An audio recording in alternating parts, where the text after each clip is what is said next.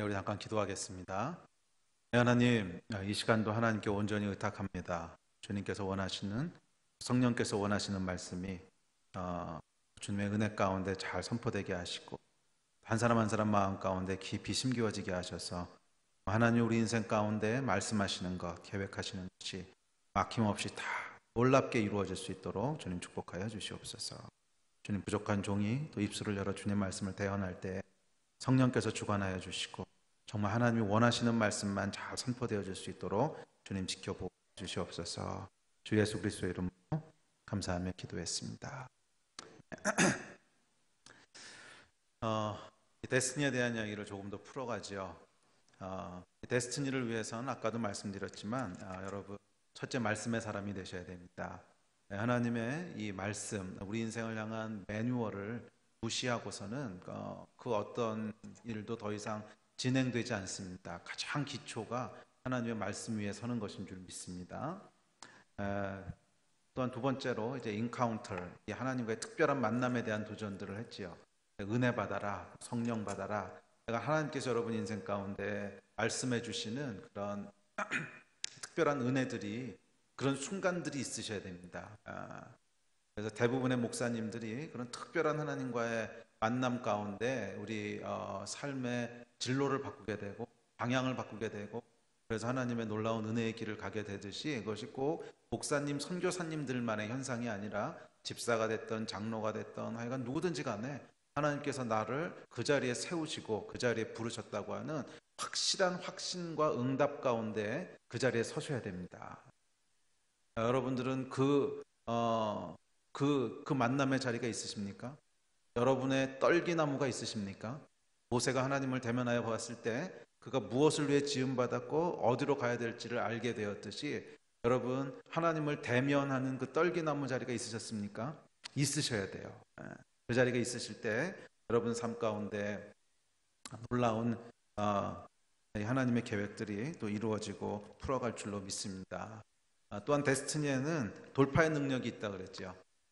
순종하고 들어서십시오. 순종하고 하나님의 말씀을 믿음으로 발을 띄기 시작할 때 그 길은 하나님이 내실 거예요. 여러분들이 뭐 그 길을 뚫고 가려고 애쓰시지 않으셔도 돼요. 여러분들은 믿음으로 순종해서 발을 떼시면 그 다음은 하나님이 길을 내시고 돌파하실 줄로 믿습니다. 많은 분들이 이 두려움에 좀 묶여 계신 것 같아요.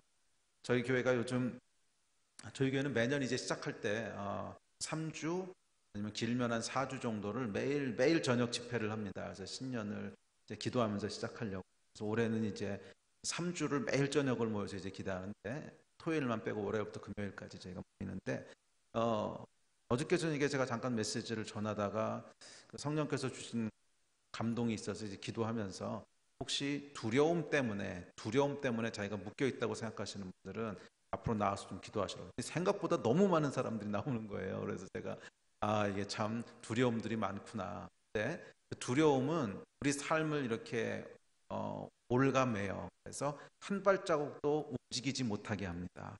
여러분 삶 가운데 변화가 있기를 원하신다면, 뭔가 열매를 맺기 원하신다면 이 두려움의 족쇄들을 좀 깨고 나오셔야 되는데, 이 두려움이라고 하는 것에 딱 이렇게 묶여 있으면 영적으로 성장도 일어나지 않습니다. 두려움은 우리를 계속 그 자리에 머물러 있게 해요. 근데 우리는 영적으로 그 자리에 머물러 있으면 안 되는 존재거든요. 계속 하나님을 따라서 움직여야 되는 존재고, 계속 하나님을 쫓아서 영적으로도 성장해 가야 되는 존재지. 작년에도 이 모습, 올해도 이 모습, 내년에도 이 모습, 이건 잘하는 것이 아닙니다. 매년 하나님 안에서 변화되고 성장해 가야지 잘하는 것이지요. 그런데 우리 안에 두려움이 있으면 딱 그냥 묶여버려요. 그래서 여러분이 두려움의 유령들을 물리치셔야 돼요. 그래서 뚫고 나가셔야 되는데, 두려움을 극복하는 여러분 가장 중요한 열쇠가 뭐냐 하면 그것은 실제로 발을 띄셔서 앞으로 나가시는 거예요. 그 존 버년이 쓴 철로 역정이라고 하는 책에 보면 이제 크리스찬의 그 인생을 여정에다가 이렇게 비유하죠. 여정에다 비유하는데 거기 보면 이제 그 한 단락이 이제 두려움에 대한 걸 다뤄놓은 단락이 있어요. 근데 거기 보면 어떻게 돼 있냐면 이 주인공이 크리스찬이라고 하는 주인공이 이제 그 인생의 여정을 가는데 그 길가에 큰 사자가 한 마리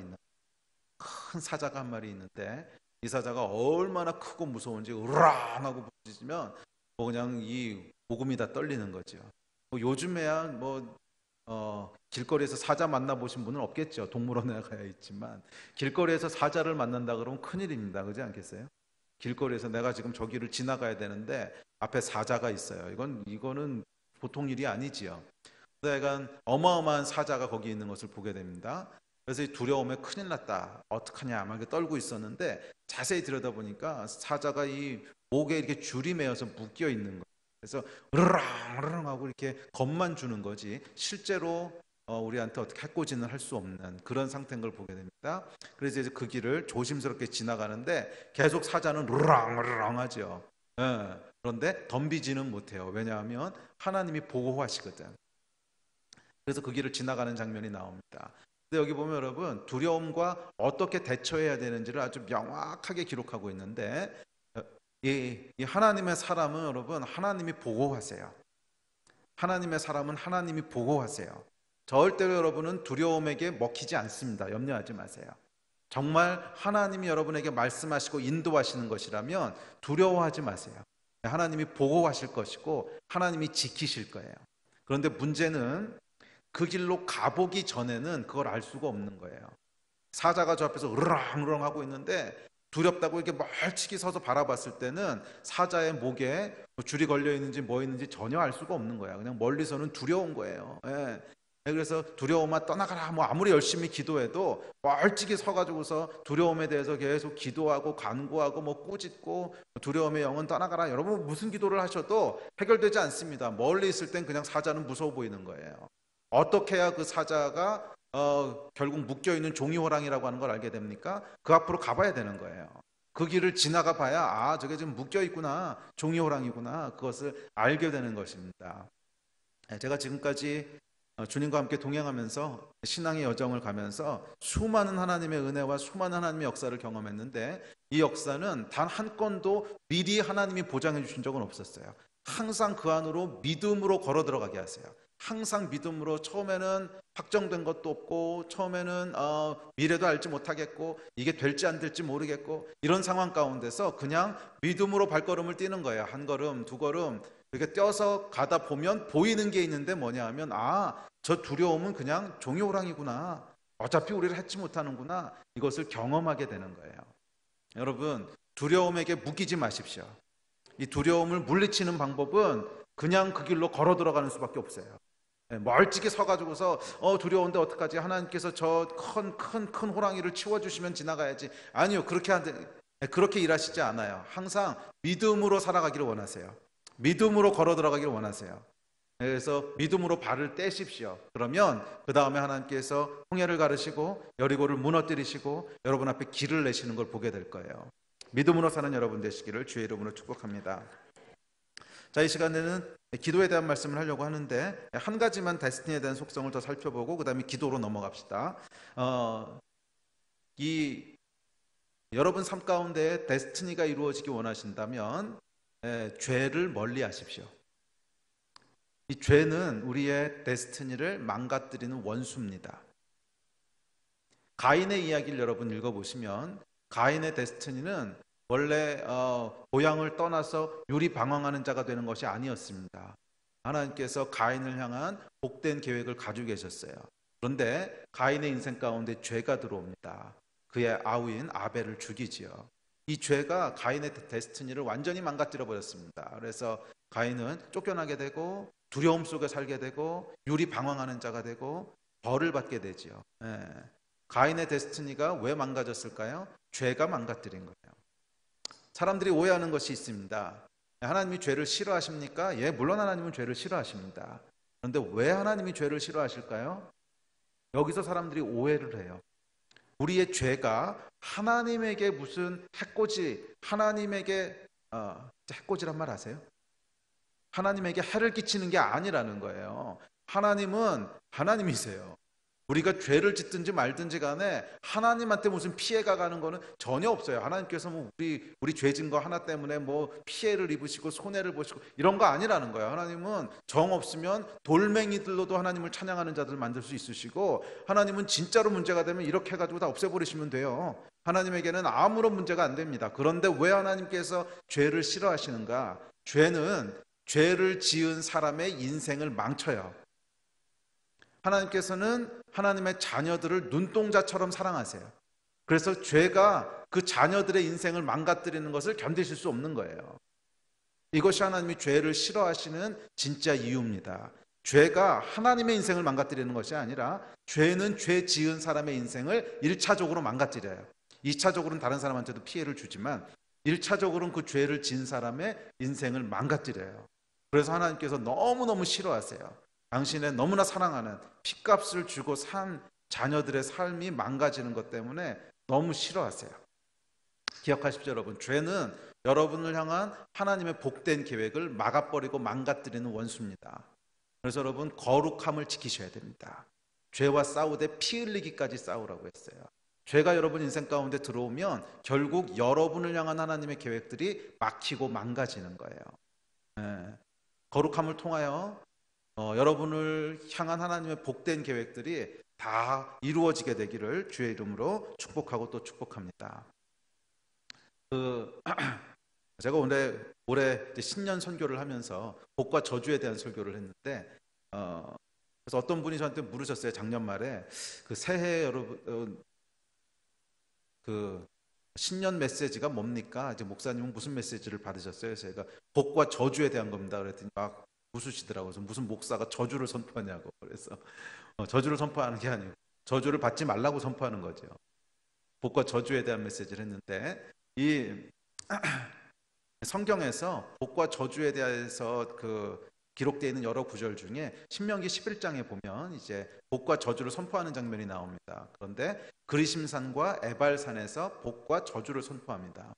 근데 그리심산과 에발산은 제가 이스라엘에 안식년으로 가 있을 때 그 근처를 지나가 본 적이 있어요. 그런데 산이라기보다는 조그만 언덕이에요. 조그만 언덕 두 개가 있는데 멀리 떨어져 있는 것이 아니고 조금 뒤로 나와서 보면 두 언덕이 이렇게 같이 보이는, 붙어 있는 언덕입니다. 이렇게 멀지 않은 언덕 두 개가 있는데 아주 대조적이에요. 그리심산은 푸르고 나무도 무성하고 아주 풍성한 산이고, 에발산은 민둥산이에요. 아무것도 없는 삐쩍 마른 산이에요. 그래서 그곳에서 복과 저주를 선포하면 사람들이 어느 게 복이고 어느 게 저주인지를 설명 안 해줘도 그냥 보는 것만으로도 알 수 있는 그런 약간 어떤 교보제예요. 교보제. 그래서 하나님께서 시청각 교육을 하시는 거예요. 복과 저주를 산에서 선포하시면서 시청각 교육을 하시는 건데, 거기 보면 이제 왜 하나님께서 산이라고 하는 심볼을 사용하셔서 복과 저주를 설명하셨을까요? 다른 심볼들을 사용하셔도 되는데, 무슨 풍성한 무화과 열매를 갖다 놓고서 자 이게 복이다, 아무것도 없는 삐쩍 마른 나무를 갖다 놓으면서 가시덩굴을 갖다 놓으면서 이게 저주다, 이렇게 설명하셔도 되는데 왜 산을 사용하셨을까요? 이유가 있습니다. 복과 저주를 왜 산에다 비유하셨냐 하면 움직일 수 없는 거기 때문에 그래요. 복과 저주는 제가 주일날 설교할 때 그렇게 말씀드렸어요. 동산이 아니고 부동산이라고. 동산은 막 움직일 수 있는 거잖아요. 이렇게 돈이나 현금 같은 거. 근데 부동산은 움직일 수 없는 거예요. 저희 교회는 용인시 기흥구 서촌동 294-7번지에 있습니다. 그러면 만약 어떤 사람이 나는 수원하나교회 잠깐 들려야 되는데, 그러면 용인시 기흥구 서촌동 294-7번지로 찾아와야지. 저기 목포로 가는 기차를 타고 가면서 나 수원하나교회 잠깐 들려야 되는데 용인시 기흥구 서촌동 294-7번지 좀 갖다 줘. 이게 말이 안 되죠. 복과 저주가 그렇다는 거예요. 하나님이 복을 정해놓으신 곳이 있고 저주를 정해놓으신 길이 있다는 거예요. 그래서 예레미야서를 보면 저주를 받게 되는 이스라엘 백성에게 뭐라 그러시냐면, 너희는 길과 행위를 바르게 하라 그러세요. 길과 행위를 바르게 하라. 그 이야기는 저주를 쌓아놓으신 곳에 그 길로 계속 가는 사람은 아무리 하나님 복 주십시오 해도 결국에는 저주에 다다르게 된다는 거예요. 반대로 복을 쌓아놓으신 곳에 그쪽 길로 가는 사람은 복 주십시오라고 얘기를 하지 않아도 결국 가보면 끝에는 복이 있는 거예요. 복과 저주는 하나님께서 정해 놓으셨다는 거예요. 그래서 복을 받는 삶, 그런 라이프 스타일을 살아가는 사람은 결국 복을 받게 되는 것이고, 복을 받지 못하는 삶의 스타일을 계속 살아가는 사람은 아무리 하나님한테 복 주세요, 복 주세요 기도를 해도 결국엔 저주받는 곳으로 간다는 거예요. 저는 여러분들이 복 받는 길로 가시기를 주의 이름으로 축복합니다. 근데 이 복 받는 길이 뭐냐 하면 순종하는 길이고, 당연하죠. 하나님께서 이렇게 살아라, 이건 무슨 말씀이야? 이렇게 살아야 복 받는 대로 간다, 이 뜻이잖아. 복을 주시는 분이 하나님이신데 이렇게 살아야 복을 받는다, 그게 하나님의 말씀이에요. 그래서 말씀에 순종하시는 것이 그리심산으로 가는 길입니다. 그렇지 않고 말씀에 계속 어긋나고 말씀에 계속 불순종하면 여러분들이 아무리 복을 원하시고 아무리 복 달라고 기도를 하셔도 에발산으로 계속 가고 있는 거야. 그러면 에발산으로 계속 가고 있으면서 나는 그리심산이 좋아, 나는 그리심산이 좋아, 나는 그리심산에 갈 거야, 아무리 얘기해도 여러분의 발걸음이 에발산으로 계속 가고 있으면 결국 도착지는 에발산인 거예요.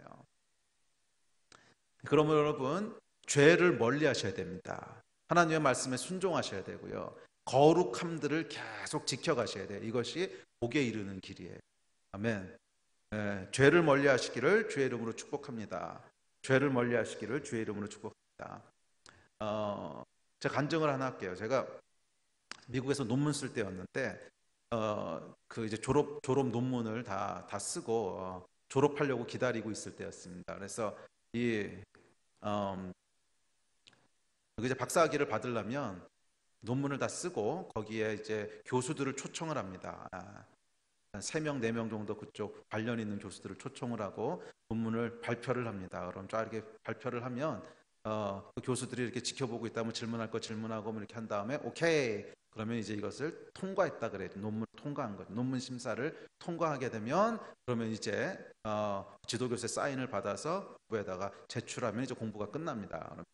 이제 학위를 받게 되는 것인데, 그 논문을 이제 발표를 다 했어요. 발표를 하고 교수들도 전부 다 오케이를 했습니다. 그래서 이제 사인만 받아서 내면 되는 이제 그런 때였어요. 그런 때였는데 시간이 조금 여유가 있었어요. 제가 또 5월 달에 이제 학위식이 있는데 제가 2월인가 이제 그 논문을 끝내고 이제 발표를 다 끝냈어요. 그래서 한 2-3달 정도 뭐 여유가 있어서 급하게 사인 받아서 낼 필요 없으니까 조금 그냥 여유를 가지고 그동안 못했던 일들도 좀 하고 그동안 이제 논문 마무리하느라고 교회 섬기는 것도 약간 잘 못했는데, 그래서 교회 봉사도 좀 하고 전도할 사람들 이제 찾아가서 전도도 하고 막 그러고 있을 때였는데 시간을 보니까 이제 사인해서 좀 내야 될 때가 된 것 같아요. 그래서 지도교수를 이제 찾아갔습니다. 똑똑똑 방을 두드리고 들어가서 사인 받으러 왔습니다. 사인해 주십시오. 이제 학위 마치고 한국으로 돌아가야 되니까 이제 사인 받으러 왔습니다. 그랬더니 지도교수가 잠깐 앉으라 그러는 거예요. 그래서 이렇게 앉았더니 오늘 아침에 그러니까 제가 이제 공부한 데가 버클리라고 하는 데인데 거기 바로 옆에 이제 스탠포드 대학이라고 두 대학이 붙어 있어요. 붙어 있는데 붙어 있는 건 아니고 한 1시간 정도 떨어져 있는데 그래도 미국은 땅덩이가 워낙 크니까 붙어 있다 그래요. 붙어 있는데 그 스탠포드에 있는 교수 하나가 네 논문을 읽어보고는 조금 이상하다고 이메일을 보냈다는 거예요. 근데 그 순간에 아씨 재수 없다 이 생각이 딱 드는 거예요. 왜 그러냐면 이게 시비 거는 사람이 있으면 재수가 없는 거예요.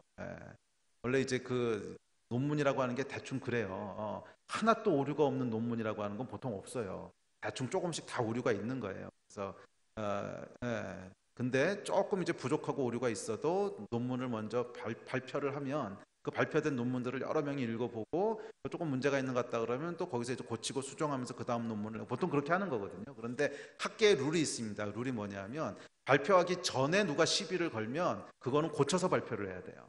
발표하고 나서 시비를 걸면 그것은 노 프라블럼, 아무 문제 없어요. 그것은 다시 그걸 가지고 이제 디베이트하고 논의하면서 이제 고쳐서 그 다음 논문을 내면 돼요. 그럼 논문 2편 되니까 더 좋아요. 그런데 그 전에 누가 시비를 걸면 아주 골치 아픈 거예요. 이것을 고쳐야 되는 거거든. 근데 그날 사인 받으러 간 날 아침에 이메일이 왔다는 거야. 그러니까 하루만 먼저 받았으면 아무 문제가 없는 거거든요. 그래서 제출하고 난 다음에 시비 걸면 오케이 그럼 그 다음에 생각해 보겠습니다 이렇게 하면 되는 건데 하필이면 그날 아침에 이메일이 온 거예요. 그러니까 진짜 재수가 없는 거죠. 그래서 야 이건 진짜 재수 없다. 막 속으로는 게 부글부글 끓으면서 뭐라 그럽니까 그랬더니 뭐 이러저런 부분에서 조금 이상하다고 뭐 약간 시비를 걸었다는 거예요. 그래서 예. 그러니까 논문 사인은 지금 안 되겠고 가서 요 부분을 이제 이렇게 이제 고쳐가지고 다시 오라고. 아, 논문 발표도 다 끝난 건데 이게 진짜 이상하게 걸린 거죠. 보통 이런 경우는 없거든요. 진짜 이상하게 걸린 거예요. 그래서 알았다고 그래서 논문을 다시 가지고 왔습니다. 근데 가지고 와서 이렇게 고치려고 다시 펼쳐서 살펴보니까 아, 이게 그냥 조그만 실수인 줄 알았는데 그러니까 제가 굉장히 큰 실수를 저지른 거예요. 굉장히. 근데 지도 교수는 왜 몰랐나요? 이게 워낙 복잡하다 보니까 그냥 다 속은 거야. 그래서 거기에 굉장히 큰 맹점이 있었는데 그것을 모두 다 놓치고 지나간 거죠. 교수들도 놓치고 저도 놓치고. 근데 그 이제 12건 교수만 그 부분을 딱 이렇게 짚어낸 거예요. 그래서 할 수 없이 제가 이제 졸업을 한 학기를 미루게 됐습니다. 그 학기에 졸업을 못하고 또 고쳐야 되니까. 그래서 한 학기 동안에 정말 폐인처럼 살았어요. 거의 집 밖에도 안 나가고 대충 쓰러져 자다가 일어나서 시험도 안 갔고 대충 자다가 일어나가지고 문제 계산하다가 또 쓰러져 자다가 뭐 이렇게 한 몇 개월을 했는데 제가 한 달에 이 A4 용지로 3,000장씩을 계산을 했습니다. 그러니까 이건 정말 이제 미친 짓을 한 거죠. 한 3,000장씩을 정말 미친 듯이 계산을 했는데 그러고 나서 몇 개월이 지나고 난 다음에 결론이 났습니다. 결론이 뭐라고 났냐면 이것은 고칠 수 없는 실수다. 이렇게 결론이 나게 조금만 더 연구를 하면 이 부분을 왜 고칠 수 없는지를 차라리 증명할 수 있겠어. 그러니까 이 문제를 해결할 수 없는 문제인 거예요. 그러니까 이제 큰일 난 거죠. 근데 제가 전공했던 분야가 조금 독특한 분야라서 굉장히 빠르게 막 이게 그 발전이 돼가고 있던 분야라서 이거를 제가 고치지 못하면 다른 논문을 쓸 수 있는 기회가 없는 거예요. 이미 막 발전해 나가고 있기 때문에 완전히 주제를 다른 걸로 바꿔야 되는 아주 곤란한 상황인 거예요. 그러려면 적어도 한 1년이 더 걸릴지 2년이 더 걸릴지를 알 수 없는 그런 아주 위기에 닥치게 됐습니다. 근데 그때가 제가 이제 6년 차였는데 공부지. 제가 다녔던 대학에서는 6년 차까지는 그 장학금을 다 대줘요. 국비 유학생은 이제 처음에 3년 장학금을 대주는 거예요. 그다음에 이제 학교에서 장학금을 주는데 그때 제가 뭐 나이도 30이 넘었고 이제 결혼도 당연히 했고 아이도 있고 그러니까 이제 학교에서 일을 할 수 있는 자리를 줍니다. TA라고 이제 가르치는 잡을 주는데 그걸 하면은 생활비도 대주고 그다음에 학비도 대주고 다 대줘서 이제 공부를 할 수 있습니다. 근데 6년 차까지만 장학금을 대줘요. 7년 차부터는 이걸 할 수가 없어요. 저희 집은 부잣집도 아니고 그 엄청난 비용을 댈 수가 없는 거죠. 그래서 1년 안에 졸업을 하지 않으면 어떻게 해서 뭐 한 학기 정도는 미뤄볼 수 있는데 그 이상은 공부할 수 있는 상황이 아닌 거예요. 그러니까 당장 먹고 살 수 있는 길도 없고 학비를 낼 수도 없고 미국 대학 여러분 학비가 겁나게 비쌉니다. 겁나게 비싸서 그냥 뭐 웬만한 집이면 이렇게 돈을 낼 수 있는 값이 아니에요. 어마어마한 돈이기 때문에. 그러니까 이게 어떻게 해서 한 학기는 미뤄볼 수 있는데 그 이상은 도저히 미룰 수가 없는. 근데 주제를 완전히 바꾸면 한 학기 안에는 도저히 끝낼 수가 없는 이런 아주 어려운 위기에 이제 다다르게 됐습니다. 그래서 곰곰이 생각해 보니까 큰일 난 거예요. 이걸 해결을 못하면 인생이 종친 거야. 그러니까 학위도 못 끝낼 것 같고 학위를 못 끝낸다고 생각하니까 약간 5만 가지 생각들이 다 왔다 갔다 하는데 첫째는 이제 도대체 무슨 낯을 들고 한국에 돌아갈까? 돌아가면 사람들 얼굴을 어떻게 보냐? 두 번째는 제가 3년 동안 국비학생으로 공부를 했는데 이걸 다 물어내야 돼요. 3년 동안에 대학 등록금과 생활비를 다 물어내. 그때 돈으로는 뭐 지금처럼 크진 않은데 지금 돈으로 하면 몇 억이 되겠죠. 3년 동안. 그러니까 그때 제가 나이도 아직 젊었고 잡도 제대로 없는데 그리고 그때 나이가 이제 30대 중반이 돼가는데 돌아와서 내가 직장을 잡을 수 있을까? 나이에. 네. 학위가 있어야 무슨 대학이라도 가는데 이거 보니까 뭐 진짜 인생이 종친 거예요. 그래서 등골이 오싹해지면서 이거 해결 못하면 내 인생은 끝이다. 막 이게 이제 현실감이 이게 사실은 그 공부하는 사람들의 가장 큰 두려움이 이거예요. 하다가 중간에 못하고 끝내는 거. 이게 아마 공부하는 사람들에게는 가장 큰 두려움이고 트라우마거든요. 그래서 그렇게 중간에 끝냈던 사람들이 사고를 많이 쳐요. 그러니까 뭐 자살하는 사람도 있고.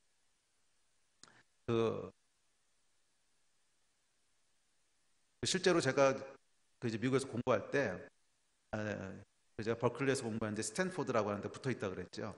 스탠포드 대학의 수학과 학생 하나가 미국 사람이었는데 중간에 4년인가 5년인가 공부하다가 이제 논문 통과를 못 해가지고서 중간에 스탑을 했어요. 더 이상 못하게 됐는데, 그러고 그 다음 달에 총 들고 학교를 찾아가서 교수들을 다 쏴 죽였어요. 제가 있을 때 일어나니. 예. 그래서 그 다음부터는 교수들이 쉽게 쉽게 패스 시켜준다고.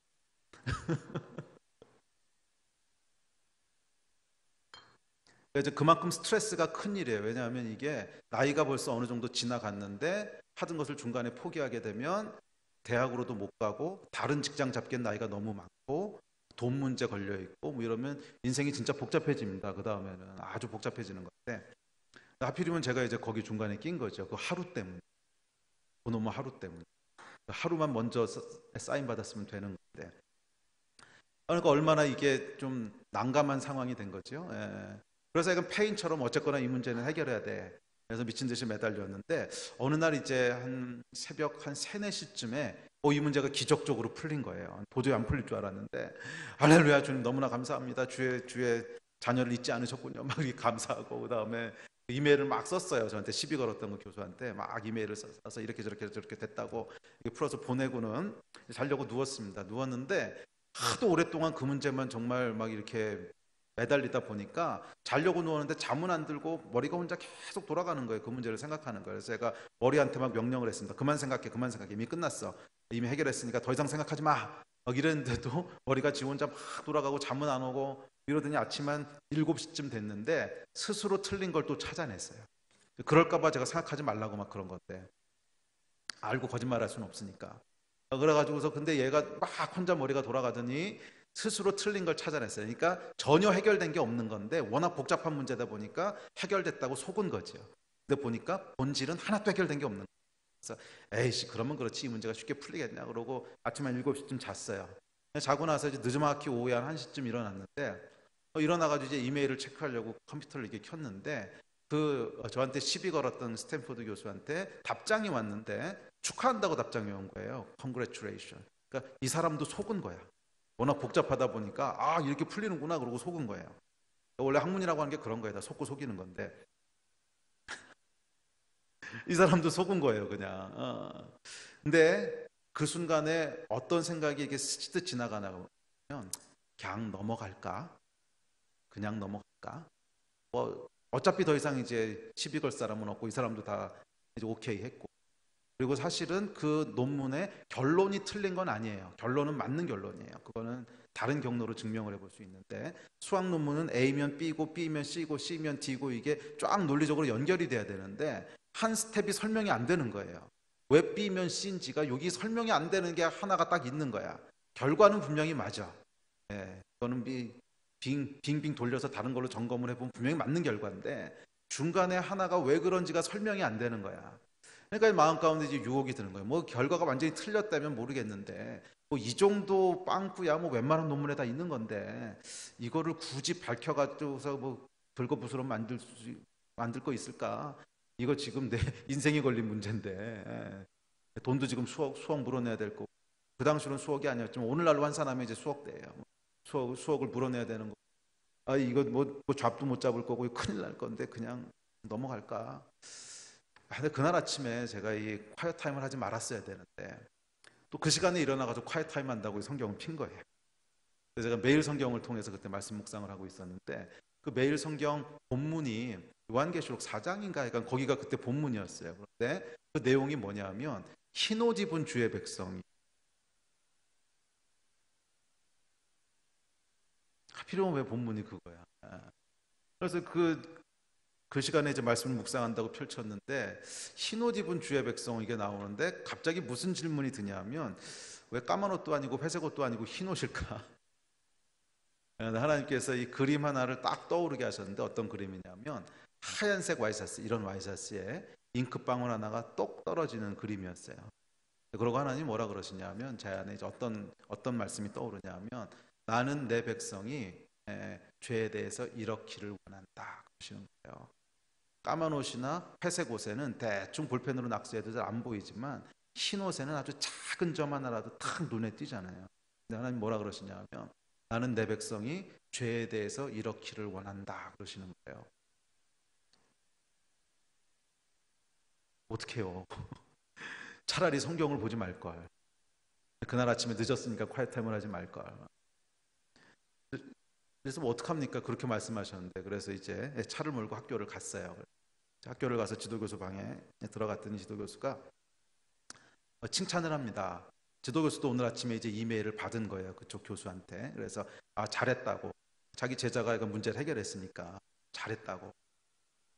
이제 그곳에 제가 이실직고를 다 했습니다. 그래서 사실은 이게 잘 된 게 아닙니다. 이 사람도 착각한 거고 실제로는 저러저러 이래저래 해서 이것은 전혀 해결된 게 아닙니다.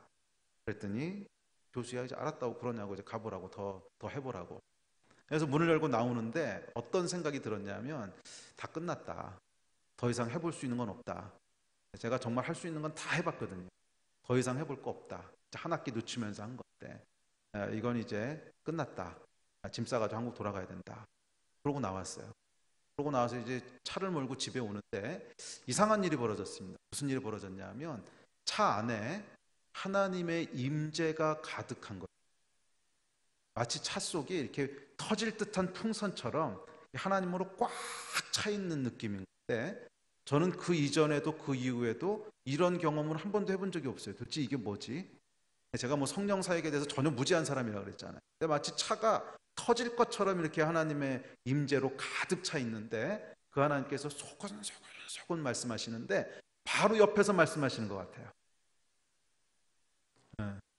그럼 제가 막 울다가 웃다가 막 그래서 부흥회를 하면서 왔어요. 혼자서.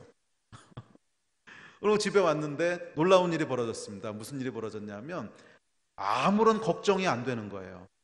지금 굉장히 심각한 상황인데 한국 돌아가게 되면 이 재정 문제는 어떻게 해결할 건지, 직장은 어떻게 구할 건지, 집에다 뭐라고 얘기할 건지, 하여간 인생이 지금 망가지는 판인데 아무런 걱정이 안 되는 거예요. 여러분 제가 그렇게 생뚱맞고 감정적인 사람이 아니거든요.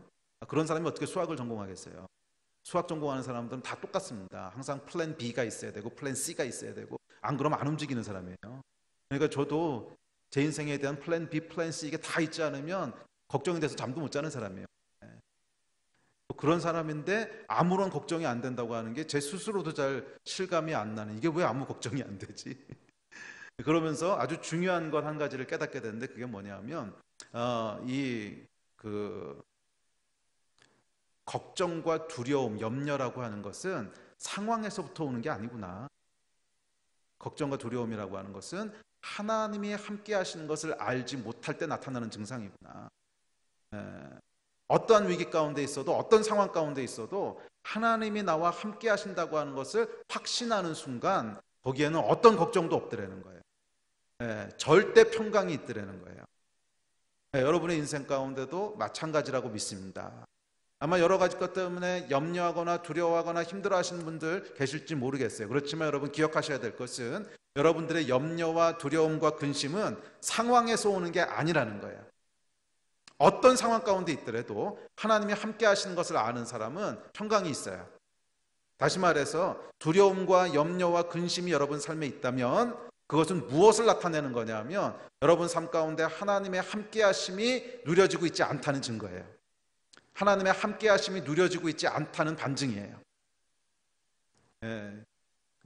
이것은 제 경험이에요. 경험. 실제 해보니까 그 안에 도저히 설명할 수 없는 평강이 있는 거예요.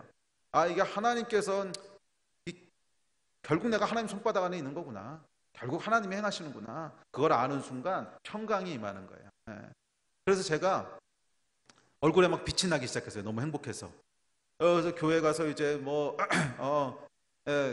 새로운 유학생 뭐 집 날라준다 그래서 이삿짐 막 날라주고 있는데 선배들이 와서 묻습니다. 너 그 논문 어떻게 됐냐? 그래서 지금 꼬여서요. 아무래도 그냥 한국 가야 될 것 같아요. 그러면 너 미쳤냐? 지금 여기서 뭐 하고 있는 거냐? 근데 얼굴은 막 해같이 빛나고 그런 사람들이 제 얼굴을 보고는 그냥 문제 잘 해결될 줄 알고 막 축하해 막 이랬다가 저 이제 그냥 중간에 그만두고 한국 갑니다. 그러면 너 무슨 일이냐 그러고 하여간 정말 이해할 수 없는 시간을 보냈어요. 이해할 수 없는 시간을 보냈는데 그러고 나서 참 놀라운 일이 벌어졌는데 일주일쯤 있다가 밤에 자다가 제가 꿈을 꿨어요. 무슨 꿈을 꿨냐면 문제를 막 푸는 꿈을 꿨어요. 잠에. 여러분 그런 적 있죠? 뭐 진짜 막 골치 아픈 문제 막 이렇게 오랫동안 생각하다 보면 꿈에도 막 나타나잖아요. 근데 꿈에서 이제 그 문제가 풀렸어요. 근데 보통 여러분 개꿈의 특징은 뭐냐면 꿈에서는 분명히 풀렸는데 깨나면 하나도 생각이 안 나는 거지. 이게 이제 개꿈인데 근데 하나님이 주시는 꿈이 있어요. 깨놨는데 선명하게 기억이 나는 거예요. 어떻게 풀었는지를. 그래가지고서 일어나자마자 이게 뭐지? 그래가지고 막 종이를 꺼내서 풀어봤더니 그게 해답이었어요. 그래가지고 졸업을 했다는 거 아닙니까?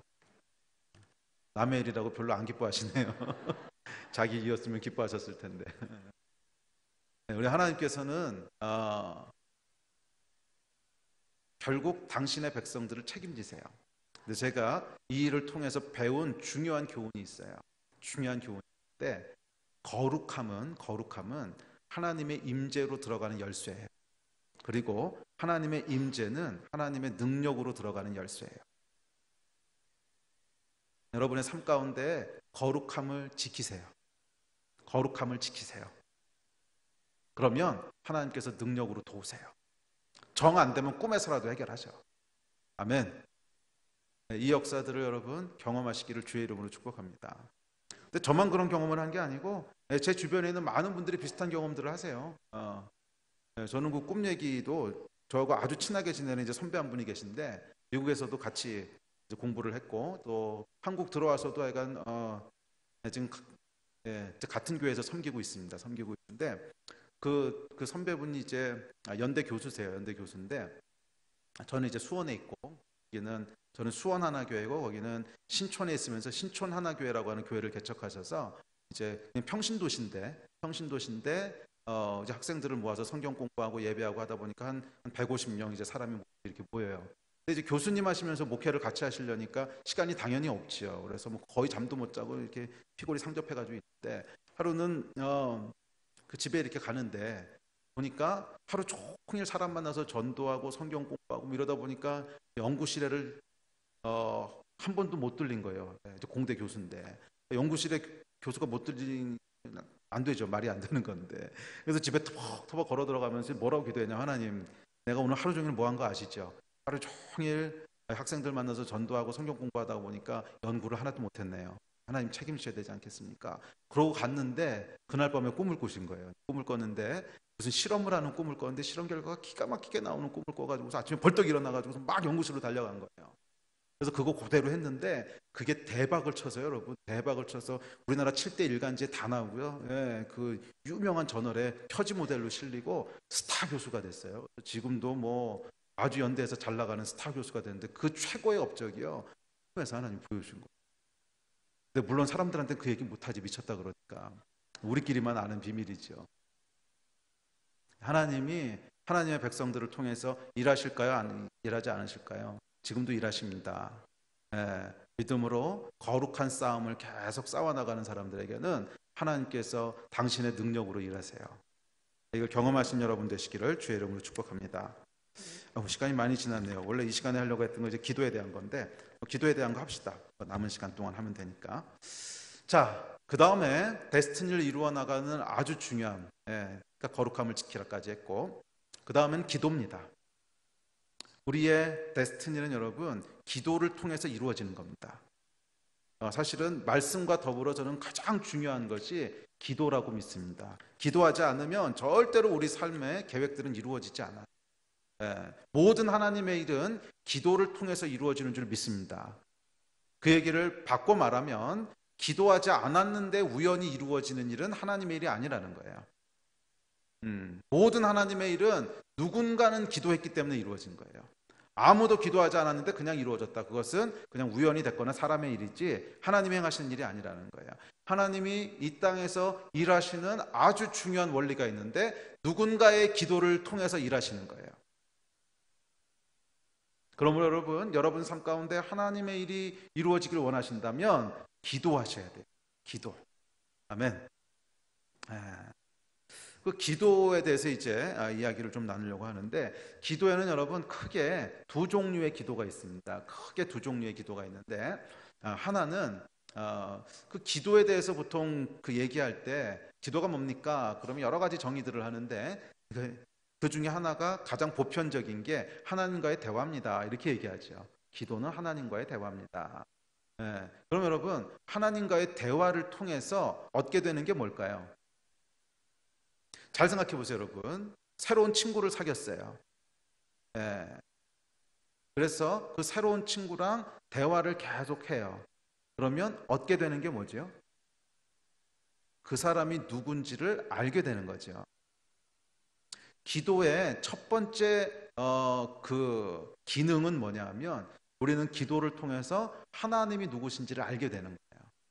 히브리어에 보면 이제 야다라고 하는 단어가 있는데 이것이 알다라고 하는 단어인데 이 아는 것은 지식적으로 아는 것을 얘기하는 것이 아니라 경험적으로 아는 것을 지칭하는 단어입니다. 그래서 히브리 사람들에게 하나님을 안다라고 하는 단어는 하나님과 관계가 있다. 하나님을 인격적으로 안다. 이런 뜻입니다. 지식적으로 아는 게 아니에요. 이런 지식적인 알은 헬라적인 알미고 히브리적인 알은 이것은 경험적으로 아는 거예요. 지식적인 것과 경험적인 것의 차이를 아시겠죠? 그러니까 예를 들면 내가 물리학의 공식을 안다. 또는 수학에서 근을 구하는 2차 방정식의 해법을 안다. 이런 것은 다 헬라적인 지식을 아는 거예요.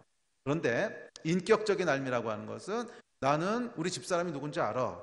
이렇게 얘기했을 때 그 알은 뭐 집사람의 어떤 뭐 주민등록번호를 알고 키를 알고 몸무게를 알고 이런 걸 안다는 뜻이 아니죠. 정보를 안다는 뜻이 아니라 관계를 통해서 어떤 사람인 줄 안다는 거지. 근데 히브리적인 야다라고 하는 컨셉은 이런 관계를 통해서 안다는 거예요. 그래서 기도의 중요한 첫 번째 역할은 하나님과의 관계가 형성되는 거예요. 하나님이 어떤 분이신지를 알아가는 거예요. 그래서 이 기도가 있고 두 번째 종류의 기도가 있는데 두 번째 종류의 기도는 이 땅의 일들을 움직여가는 하나님이 이 땅에 일하시는 통로가 되는 게 기도예요. 그래서 사실은 이 두 종류의 기도가 약간은 별개의 기도입니다. 그런데 이제 그 기도에 대한 것들을 제가 기도하고 또 연구하고 그러면서 깨닫게 된 아주 재미있는 현상이 있는데 우리 한국 사람들에게는요 이 두 번째 종류의 기도가 굉장히 강해요. 보통 중보 기도라 그러죠. 그래서 막 주여 부르짖고 막 해주십시오 막 간구하고 그래가지고 기도 응답 받고 이런 것이 이제 한국 기도의 어떤 전통인데 이것은 하나님이 일하시는 통로가 되는 기도예요. 아주 중요합니다. 그런데 서양 사람들은요 그렇게 기도 잘 안 해요. 네. 그, 그 미국 분들 만나 보면 이제 농담처럼 저한테 그런 얘기들 하십니다. 여러분 예수원이라고 혹시 아세요? 예수원이라고 대천덕 신분 계셨던 곳인데 예수원의 그 대천덕 신분이 아들이신 벤토레이 신부님이라고 저보다 한 15살 정도 위신 분이신데 그분 아주 한국말을 잘하세요. 미국 때. 근데 항상 농담처럼 저한테 그러세요. 하나님은 가는 귀가 먹었습니까? 왜 한국 사람들은 이렇게 소리를 질러댑니까?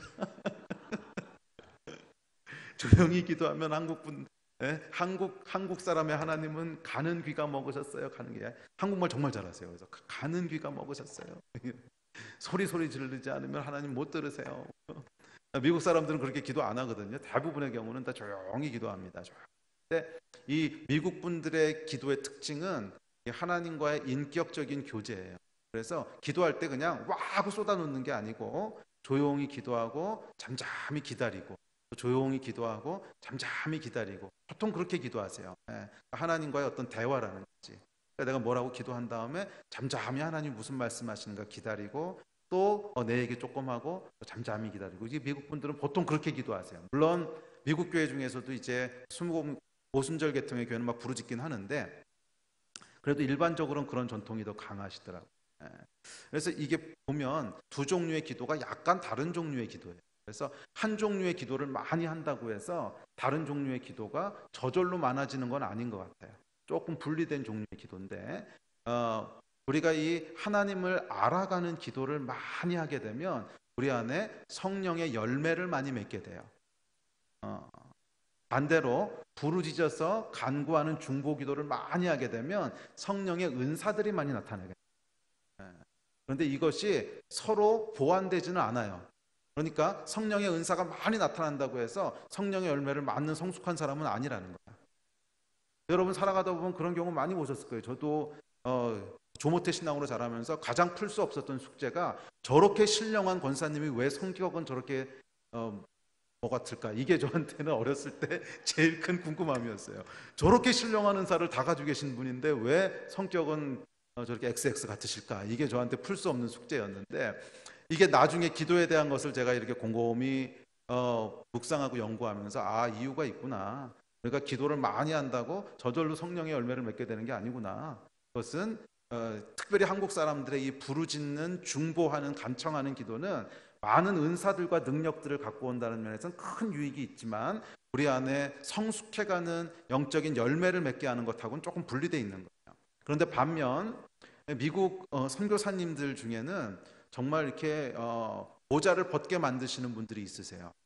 저도 이제 선교 쪽 일을 많이 하면서 제가 만났던 가장 놀라웠던 분은 아마존에 계시는 선교사님이신데 50년인가를 아마존에 있으셨어요. 그런데 열매가 거의 없어요.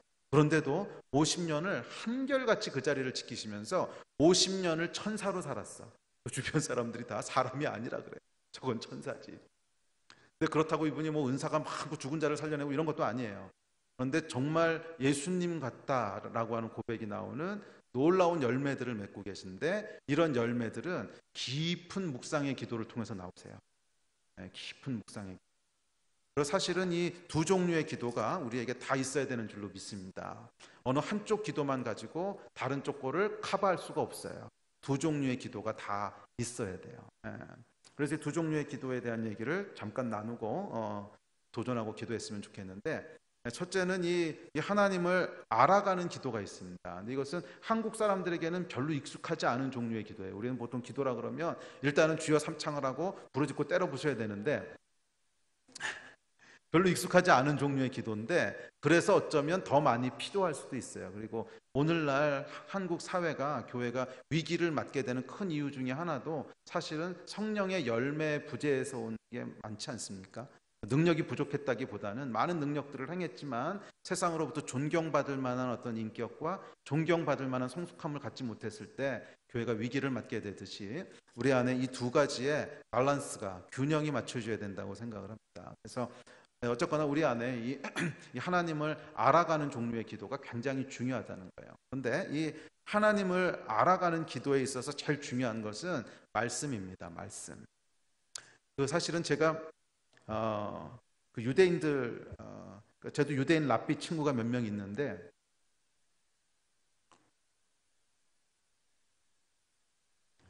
유대인 랍비 친구가 몇 명 있는데 한 번은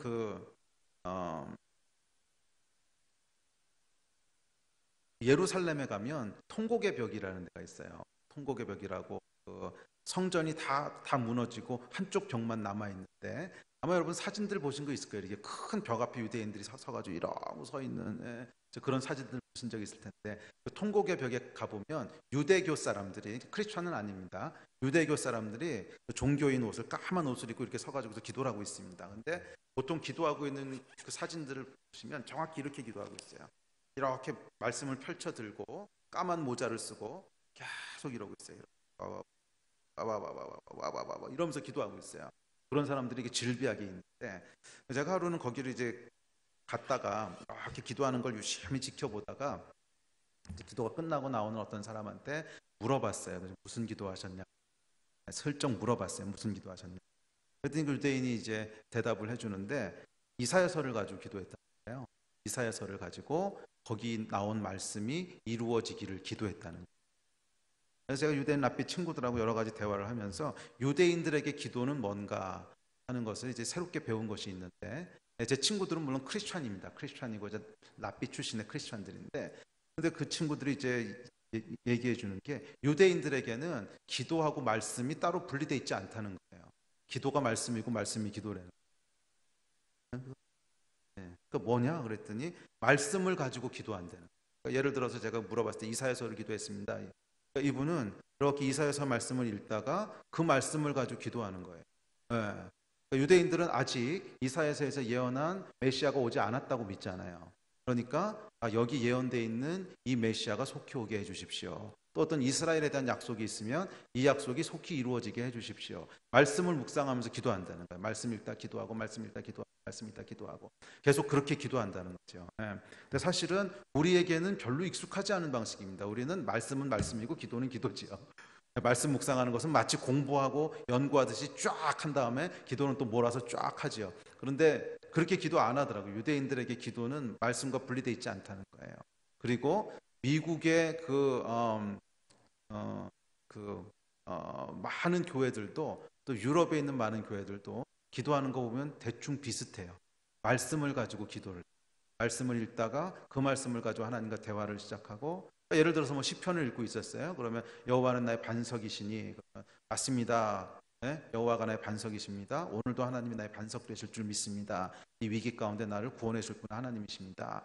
또 그 다음으로 넘어가 여호와는 방패시니 여호와는 나의 방패십니다. 오늘도 이 모든 불화살로부터 나를 지켜보호해 주십시오. 뭐 이런 식으로 기도한다는 거죠. 말씀을 읽고 기도하고 말씀을 읽고. 그런데 이런 기도가 사실은 이 기도를 계속 하게 되면 어떤 유익이 있냐면 우리 안에 하나님의 말씀이 계속 심기워지는 거예요. 그냥 말씀 읽고 지나간 거랑 그 말씀을 가지고 하나님과 대화하고 그 말씀을 가지고 간구했던 것들은 하루 종일 기억에 남습니다. 이건 해보신 분들은 알아요. 예, 아침에 시편 한 편을 가지고 읽다가 그 말씀을 가지고 딱 마음에 찔리는 것이 있어서 그 말씀을 붙잡고 계속 하나님과 대화하고 기도했던 것들은요 하루 종일 기억에 남습니다. 우리 안에 말씀이 심기워지는 거예요. 그래서 한 말씀 심기워지고 두 말씀 심기워지고 세 말씀 심기워지고 이 기도를 1년, 5년, 10년 계속해가는 사람은 그 안에 하나님의 말씀이 계속 내 성품으로 자리 잡기 시작해요. 거기서부터 성령의 열매가 맺어지는 거예요. 이것이 하나님을 알아가는 기도의 특징입니다. 원래는 굉장히 여러 가지 특징들이 있는데 제한된 시간 동안에 약간 핵심적인 것만 할게요. 그래서 이 하나님을 알아가는 기도는 하나님과의 자연스러운 대화, 특별히 말씀을 중심으로 한 자연스러운 대화를 통해서 그 가운데 하나님이 어떤 분이신지를 알아가는 것입니다. 자, 둘째, 이 하나님을 알아가는 기도에 있어서 아주 중요한 어떤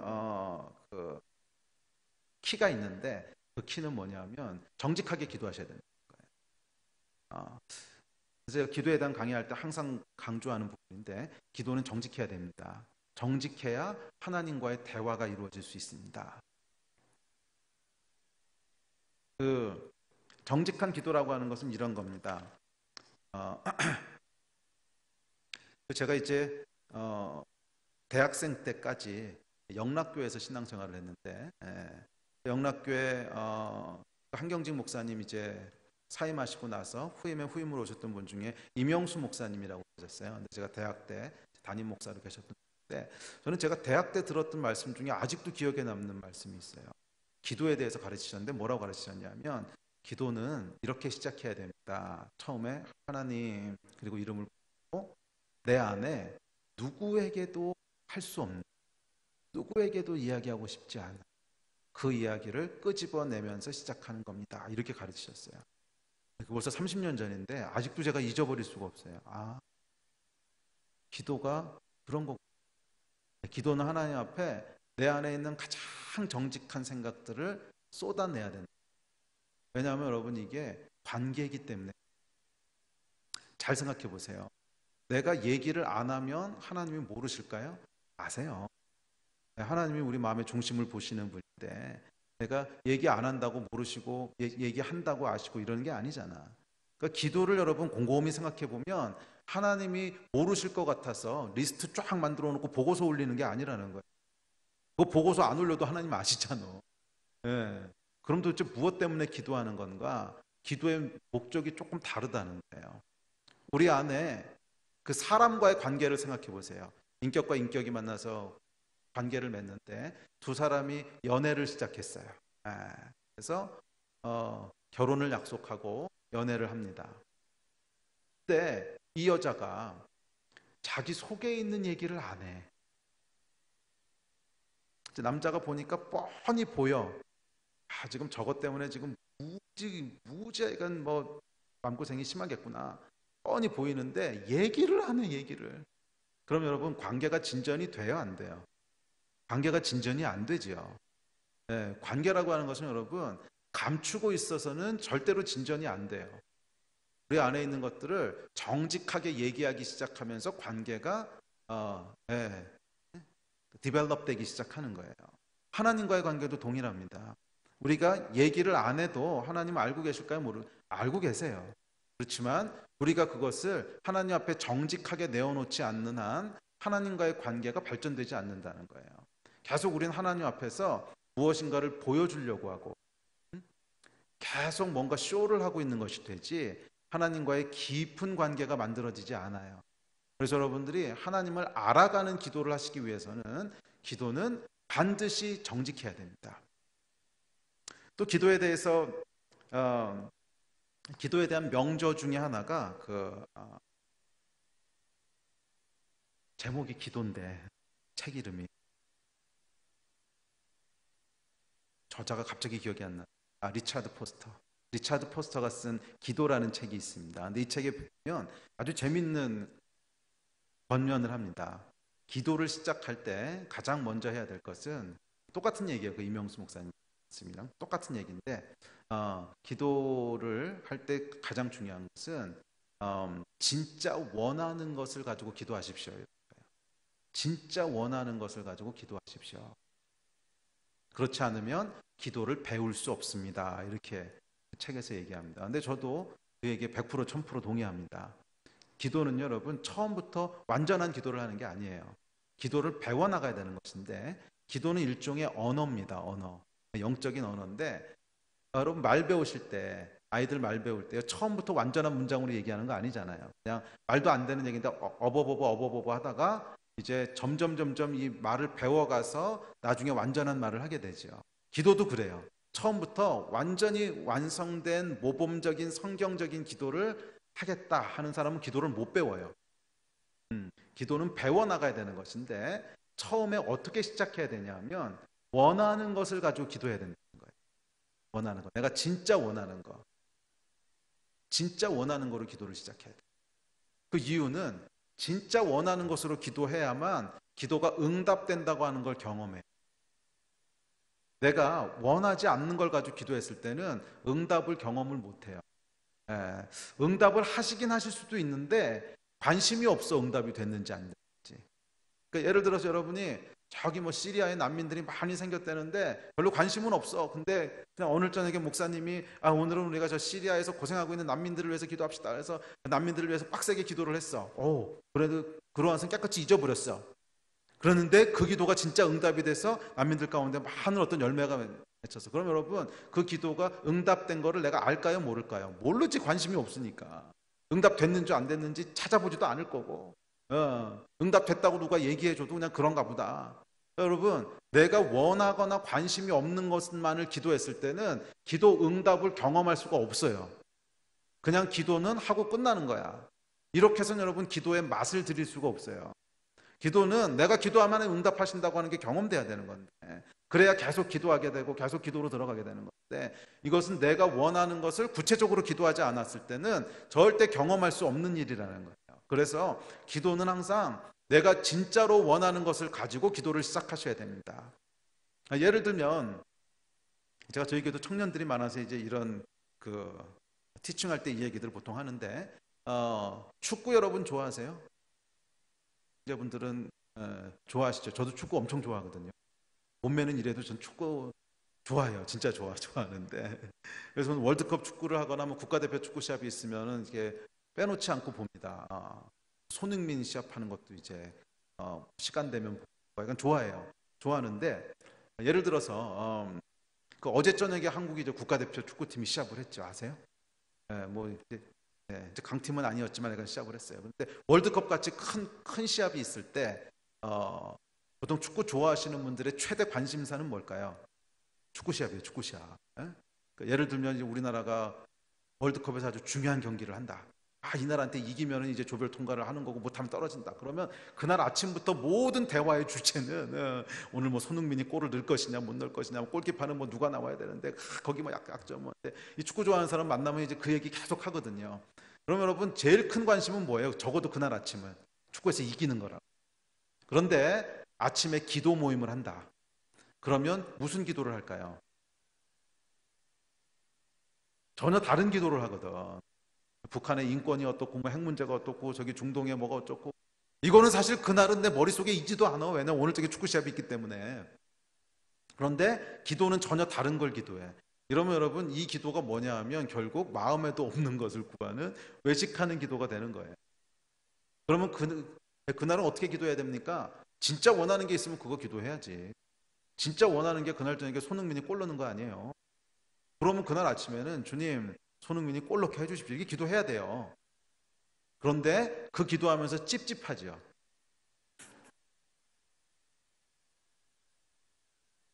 우리 안에는 또 이 지식이 있어요. 그런 거 기도하면 안 된다는. 우리나라하고 독일하고 만약 기도한다고 합시다. 그럼 우리가 열심히 독일한테 이기게 해달라고 기도하는데 독일에 있는 교회도 그렇게 기도할 거 아니야. 그럼 하나님 입장 곤란하실 거 아니에요. 누구 편들 수도 없고. 하나님 입장도 좀 고려해 드려야지. 그런 기도하면 안 된다. 이런 거 플러스 기도는 하나님이 원하시는 걸 기도하는 거지 내가 원하는 걸 기도하는 게 아니야. 이 반은 맞고 반은 틀린 거. 그래서 하나님이 원하신 거 기도한다고 뭐 그 생각이 꽉 차 있으니까 이제 아침에 축구 기도는 못 하죠. 손흥민이 이기게 해달라는 이런 기도는 못 하고 그 기도했다면 찝찝할 거예요. 내가 이거 맞는 기도하는 건가? 뭐 이런. 근데 여러분 그때는요 어떻게 기도하셔야 되는지 압니까? 정직하게 기도해야 되는 거예요. 주님, 내가 이 기도하는 거 참 찝찝합니다. 이렇게 기도하면은 참 나도 마음이 어렵고 또 독일 교회가 기도하는 거 생각하면 참 미안하기도 하고 죄송하지만 어쩌겠습니까? 내가 지금 제일 원하는 거 이겁니다. 주님 도와주십시오. 내 기도를 들어주시든지 아니면 내 생각을 바꿔주시든지 하여간 하나님 하여간 살려주십시오. 이렇게 기도해 정직한 기도지. 마음에는 축구 생각으로 가득 차 있는데 그 얘기는 한마디도 안 하고 무슨 중동의 평화가 어떻고 북한의 핵이 어떻고 이렇게 기도하는 게 이게 말이 되냐고요. 그렇게 기도하지 마시라는 거예요. 그냥 솔직하게 가장 정직하게 찝찝하면 찝찝하다고 이렇게 기도하면 안 된다는 거 알면은 안다고 그래도 어떡하겠냐고 이 생각이 계속 나는데 이렇게 기도해야 기도를 배우실 수가 있어요. 기도는 언어라 그랬잖아요. 처음부터 완전한 게 아니에요. 성숙해 가는지. 4살짜리 아이는 4살짜리 언어가 있고 10살짜리 아이는 10살짜리 언어가 있고 20살짜리는 20살짜리 언어가 있어요. 저희는 큰애하고 둘째가 10살 반 차이입니다. 늦둥이를 봐가지고서. 그러니까 큰애가 14살 때 저희 막내는 4살이었어요. 지금 다 컸지만 지금 이제 막내가 15살, 16살 돼가는데 근데 막내가 4살 때요. 집에 4살 땐 너무 어리구나. 유치원 다닐 때 6살 때 7살 때 이 녀석이 아주 개구장입니다. 그러면 유치원 갔다 오면 문을 확 열고 들어오면서 엄마 밥 줘 이러거든요. 그럼 엄마가 이제 일하고 있다가 이제 조금만 기다려 그러면 싫어 난 못 견뎌 막 이러면은요 귀엽지. 그런데 어느 날 이 녀석이 들어와서는 만약에 예를 들어서 문을 딱 열고 들어와서 어머님 소자가 배가 몹시 고픈데 혹시 먹을 것이 있으면 야, 너 어디 아프냐 왜 그래 하던 대로 해. 6살짜리는 6살짜리 언어가 있는데 얘가 와서 갑자기 무슨 20살짜리 어른인 것처럼 어머님 뭐 이러면은 너무 이상한 거야. 얘는 그냥 6살이면 6살짜리 얘기를 해야 돼. 영적으로도 여러분들이 영적인 나이가 4살이면 4살짜리 기도를 하셔야 돼요. 그거 속이면 안 된다는 거예요. 영적으로 6살이면 6살짜리 기도를 하셔야지 그거 속이면 안 된다는 거예요. 기도는 절대로 우리의 영적인 나이를 넘어서려고 그러면 안 돼요. 그냥 정직하게 내 영적인 수준이 여기입니다. 내 영적인 수준이 그냥 축구 게임입니다. 이거를 그냥 인정해야 되는 거야. 사실 내 어떤 영적인 레벨이 수준이 하루 종일 축구 생각에 매달려 있는 게 내 그냥 영적인 현주소인데 아닌 척하고 와가지고서 북한의 인권이 어떻고 이러고 있으면 이게 위선이라는 거예요. 그냥 내가 영적으로 5살이면 5살짜리 기도하는 거고 4살이면 4살짜리 기도하는 거예요. 그래야 하나님께서 기뻐하세요. 영적으로 6살짜리인데 와서 어머님 아버님 뭐 이러고 있으면은 야 왜 그래 어디 아파. 두 번째, 그러나 계속 6살에 머물러 있어서는 안 돼요. 시간이 지나면 성장해 가야 되는 거지. 얘가 6살인데 1년 지나도 6살짜리 말하고 10년 지나도 6살짜리처럼 얘기하고 20년 지나도 6살짜리. 그래서 나이가 30이 됐는데 아직도 문 열고 들어오면서 엄마 밥 줘 으앙 이러면은요 엄마는 진짜 난감한 겁니다. 20살이면 20살짜리 역할을 해야 되는 거지. 성숙해 가야 되는 거죠. 그래서 우리 큰애가 들어오면서 엄마 밥 줘 으앙 이러면요 걱정되는 거죠. 얘는 이미 대학생이고 이제 대학도 졸업할 나이인데 얘는 들어와서 어머님 밥 있습니까? 없다? 그러면 알았어요. 내가 해 먹을게요. 뭐 이래야 정상인 거지. 영적으로 성장해 가야 된다는 거예요. 네. 그래서 어떤 사람들이 물어봐요. 목사님, 축구 게임 이기게 하는 거 기도해도 됩니까? 안 됩니까? 그게 진짜 원하는 거면 기도해야 돼요. 그런데 계속 그것만 기도하고 있어서는 곤란해요. 결국엔 그 안에서 계속 성장해 가서 나중에는 20살짜리, 30살짜리 진짜로 축구 게임이 아무리 중요한 게임이 있는 날도 그것보다 하나님의 나라가 세워지는 것을 더 원하게 되는 이 영적인 성숙함에 다다라야 되는 거지. 아시겠어요? 근데 많은 분들이 이 결론만 붙잡고 정답만 알고 있어. 여기 이르러야 되는 기도를 해. 맞아요. 그거는 결국 하나님이 원하시는 기도를 해야 돼요. 그게 성숙한 기도예요. 그런데 처음부터 그렇게 기도할 수 있는 게 아니라는 거야. 그렇게 해서는 기도를 배울 수가 없어요. 왜? 기도가 응답되는 것도 경험 못하고 내가 원하는 거는 딴 건데 전혀 원하지 않는 것만 맨날 기도하고 있고 이게 무슨 재미가 있겠어요? 내가 원하지 않는 것만 계속 기도하고 있는데 무슨 재미가 있겠냐? 응답되는 것도 경험 못해. 응답해도 못 알아들어. 그러니까 기도를 안 하게 되는 거야. 아예. 기도는 여러분 절대로 월반하려고 그러면 안 돼요. 그냥 정직하게 겸손하게 배워가야 돼요. 여러분이 제일 원하는 것을 기도하는 것부터 시작해서 원하는 내용 자체가 하나님이 원하시는 것과 가까워지는 거예요.